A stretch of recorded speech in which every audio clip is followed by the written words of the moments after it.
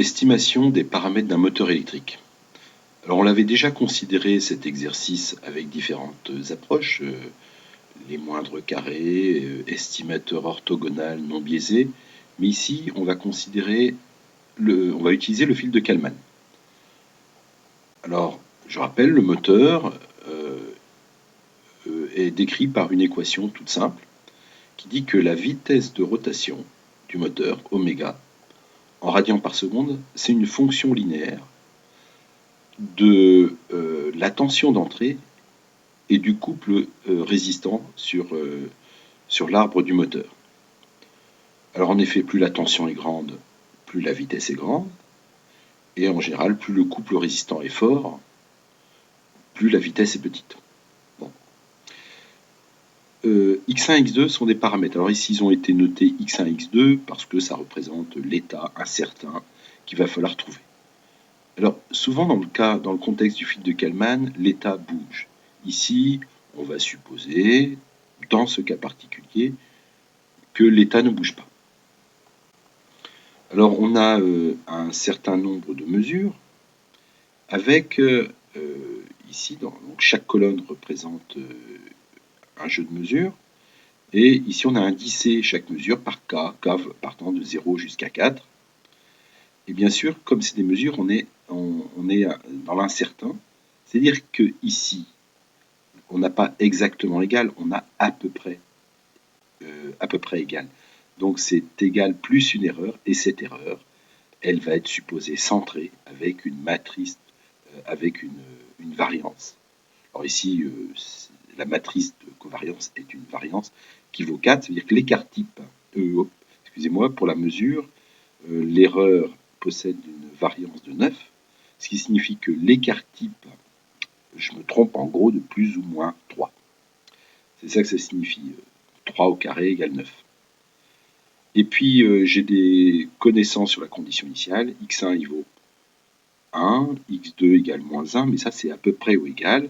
Donc, je caractérise ce à peu près ou égal par une variance qui ici vaut 4 et qui correspond à un écart type de racine de 4 égale 2. Alors, on va voir comment on utilise le filtre de Kalman pour effectuer cette estimation. Alors, on a bien compris, il va nous falloir trouver une équation d'état pour ça. Alors, cette équation d'état, alors, je règle. Voilà. Cette équation d'état, on va la décrire de la façon suivante. On va voir xk plus 1, donc xk plus 1, qui est de dimension 2, bien sûr. Ça va être égal à une matrice fois xk. Alors, une matrice fois xk plus, alors il faut que ce soit de la forme plus uk pour appliquer le fil de Kalman, plus un bruit alpha k. Alpha doit être centré, décrit par une matrice de covariance. Alors comme x est censé ne pas bouger dans le temps, c'est-à-dire x1, x2 sont fixes dans le temps qui ici est indicé par k, je vais avoir ici l'identité 1, 1, 0, 0. Et comme xk plus 1 est exactement égal à xk, je vais avoir cette quantité-là qui vaut exactement 0. Et le bruit, bien sûr, il est centré, mais il va aussi avoir une matrice de covariance, donc gamma alpha, qui ici va être de dimension, donc alpha est dimension 2, donc gamma est dimension 4, vaudra aussi la matrice nulle, 0, 0, 0, 0. Donc une matrice de covariance nulle se traduit par le fait que la variable aléatoire deviendra déterministe. Donc alpha vaut exactement égal à 0, ce qui signifie que xk plus 1 est exactement égal à xk. Voilà pour l'équation d'évolution. Mais pour pouvoir appliquer le fil de Kalman, il va nous falloir aussi une équation d'observation. Alors l'équation d'observation, je vais la décrire de la façon suivante. Alors souvent il nous faut un y de k est égal à une matrice C. Alors la matrice C, elle va être de dimension comme ça, ça va être un vecteur ligne, ici fois xk, plus bêta k. Alors, ici, YK. Alors, YK, que vous avez ici, correspond en fait à oméga. C'est ça. Donc, oméga qui se retrouve ici. Donc, je reprends cette équation-là. Ici, je vais donc avoir UK. Donc, UK correspond à celui qui est là pour le km échantillon. Et je vais avoir ici TR de K. Voilà. Alors maintenant, ce bêta K, je rappelle qu'il va avoir, ça va être un scalaire, parce que bêta est un scalaire, donc sa matrice de covariance, ça va être aussi un gamma bêta, qui, dans mon contexte, alors l'erreur de mesure avait une variance de 9, c'est indiqué dans l'énoncé, donc ici, je vais avoir un 9. Donc je vais pouvoir appliquer mon fil de Kalman. Alors pour appliquer mon fil de Kalman, il va falloir que... Alors soit je vais appliquer 5 fois le fil de Kalman pour k variant de 0 jusqu'à 4. Bon, donc je vais ranger mes échantillons Y dans un vecteur. Alors le vecteur Y que je vais fabriquer correspondra à ça. Donc, tout ça, je vais le ranger dans un vecteur que j'appelle Y. Ma matrice C, alors la matrice va dépendre de la matrice C que vous avez ici, ça va être ces éléments qui sont là. Donc tout ça, ça va former une sorte de matrice C. Bon, donc en gros, là, je les prendrai un par un. D'abord celui-là, ensuite celui-là, etc. Je les prendrai 4 fois. Voilà, ben, je crois que j'ai un peu tout le monde. Je vais pouvoir lancer tout ça sous MATLAB. Je vais faire un nouveau script, file, new script, donc un nouveau programme. Et ben dans ce programme, je vais le sauver tout de suite, file, save as, et je vais l'appeler, bon alors, comme Kalman, et puis motor, voilà, Kalmotor, enregistré. Alors je rappelle, mon vecteur Y, il est donné ici par 5, 10, 11, 14, 17. 5, 10, 11, 14, 17. Alors la matrice C, bon, je vais tout mettre en bloc, hein, je l'utiliserai après, parce qu'il va y avoir C qui va dépendre de K. Ici, je les mets pour tous les cas. Donc 5, 4 pour le premier. Alors, c'est pas 5, 4, c'est 4, 0. Ensuite 10, 1. En effet, donc ici, c'est... Ah oui, c'est 4, 0. Oui, 4, 0. Oui, 10, 1. 10, 5. 13, 5. 15, 3. Voilà pour tous les éléments de ma matrice C. Alors je regarde, 15, 3, c'est bon. Ensuite, ma matrice A. A, c'était l'identité.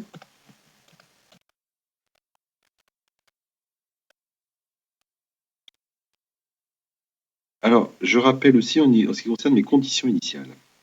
Qu'est-ce que j'avais pour condition initiale? Je savais que, à l'instant 0, on peut dire, a priori, avant de faire ma mesure 5, je savais que x1, x2 valait à peu près 1 et moins 1, avec une variance de 4. Alors, je vais pouvoir rentrer ça de la façon suivante. X hat, x chapeau, égale 1 moins 1. Donc ça, c'est la valeur a priori, avant de prendre mes mesures. Ensuite, j'avais la matrice de covariance associée. Comme c'était une variance de 4 à la fois pour x1 et x2, ça va être 4 fois l'identité 2 et 2. Une matrice de 2. Ensuite, en ce qui concernait mon alpha, alors G alpha, j'avais dit ici que alpha, comme on avait une certitude que xk plus 1 était exactement égal à xk, j'avais uk qui valait 0 et alpha k qui était caractérisé par sa matrice de covariance qui valait 0. Donc ici, j'ai G alpha égale 0, c'est une matrice qui contient que des zéros et qui est de dimension de 2. Alors, mes erreurs de mesure, alors j'ai eu aussi, je viens de dire, qu'il valait 0 de 2 lignes, une colonne. Il est même de même dimension que x. Ensuite, en ce qui concerne mon erreur de mesure, j'avais G bêta qui avait une variance de 9. Donc, c'est un scalaire, puisque y est de dimension 1. Donc, G bêta est égal à 9. Là, maintenant, je vais pouvoir appliquer le Kalman. Alors, je vais l'appliquer une fois. Je vais faire x hat, le nouveau x hat. Alors, je ne vais pas les séparer, je vais les faire de cette façon-là. Donc, je vais traiter que la première mesure avec sa matrice de covariance égale Kalman. Là, ici, je vais devoir rentrer. Alors, je reprends le Kalman pour ne pas me tromper dans la syntaxe. Voilà. Copier-coller.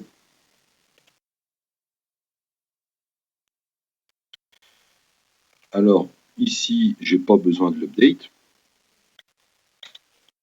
Je vais uniquement traiter d'un bloc en disant ça, c'est l'ancien x hat avec sa matrice de covariance, gamma x, qui ici est noté gx, u qui vaut 0.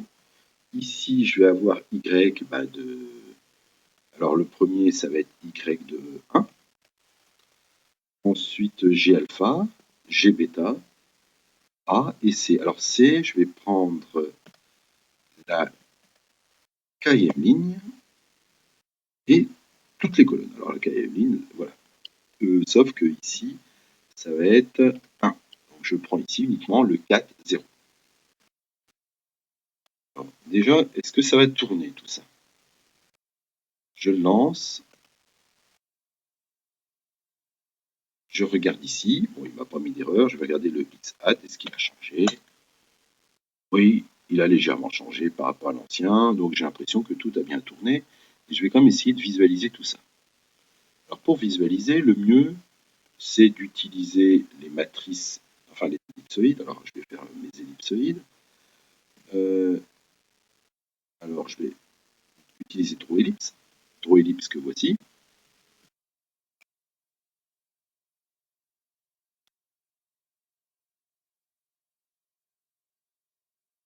Je vais tracer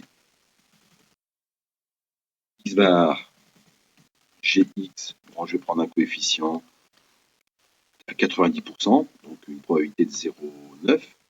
Ici, je vais par exemple mettre rouge. Puis l'épaisseur. Bon, plus épais, 3. Donc ça, c'est avant d'avoir utilisé la première mesure avec mon Kalman. Et ici, après. Alors, je vais par exemple le mettre en bleu. Après le changement. On remarque. Alors, on va essayer avant de remarquer. Je lance. Une erreur. Alors, qu'est-ce qui me sort? Draw ellipse x bar, il ne connaît pas. Ah ben, bien évidemment, c'est pas x bar, je l'avais appelé x chapeau. Alors là, pareil. Je le lance à nouveau. Là.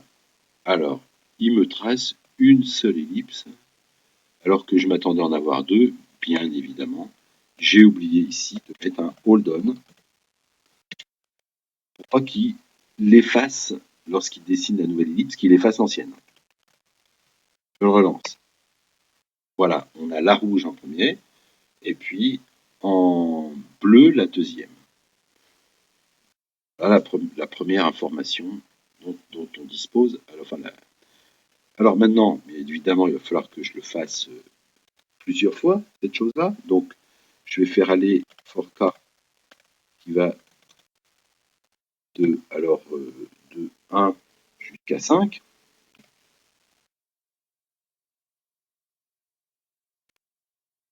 Et je vais faire un end. L'épaisseur un peu plus petite ici. Je vais mettre ici. Alors l'ancien, ça c'est ici, je vais mettre y de k. G alpha. Ici, ça ne dépend pas de k. Puis ici, ça va dépendre de k. Donc je les traite les 5 à la fois. Comme on pouvait s'y attendre, les ellipsoïdes de confiance sont emboîtées les unes dans les autres. Alors, sans même chercher à identifier, ici, c'est avant le traitement de toute mesure. Ensuite, la deuxième, alors je pars par ordre de croissance, alors en partant de la plus grande vers la plus petite. Donc celle-là, la deuxième, correspond après le traitement d'une mesure, de la deuxième mesure, troisième, etc. Mes ellipsoïdes se réduisent, et la dernière ellipsoïde, la plus petite, correspond à l'estimation que je peux obtenir de toutes ces mesures. Alors, au niveau de l'estimation, en fait, il faudrait... alors, j'efface tout ça. Si jamais je fais x hat, voilà l'estimation. Et si je fais la matrice de covariance, voilà la matrice de covariance associée. Donc ici, ça donne une idée de, si je prends la racine carrée de 0,06, ça me donne en fait l'écart type pour x1, puis en prenant la racine carrée de 0,59, je vais obtenir l'écart type pour x2. Donc voilà le résultat de mon estimation par le fil de Kalman.